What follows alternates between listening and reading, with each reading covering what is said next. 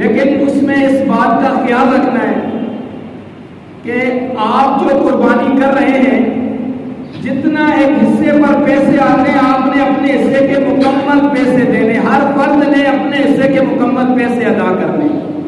اور اس پر جو مزدوری بنتی ہے وہ بھی ہم نے ہر آدمی نے اپنے حصے کی ادا کرنی۔ ہاں اگر کوئی آدمی فری میں آپ کی طرف سے کام کرنا چاہتا ہے، مزدوری نہیں لیتا، وہ علیحدہ بات ہے، ورنہ ہر آدمی اپنے جو یا تو پورے جانور کی قربانی کرنا چاہتا ہے تو پورے جانور کی قیمت ادا کرے گا، اور اگر ایک حصہ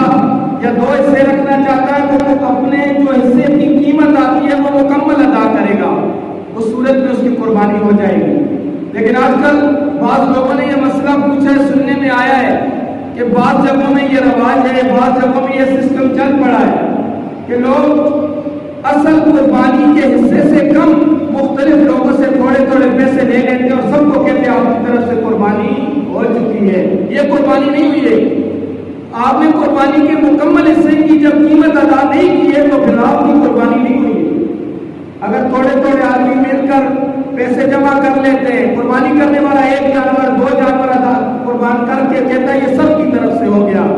تو ایسے آدمیوں کی طرف سے قربانی نہیں ہوئی کیونکہ ہم نے اس کا پورا جو ہمارا حصہ بنتا تھا ہم نے ادا ہی کیا ہے۔ اس معاملے میں بھی ہم سودا بازی شروع کر لیں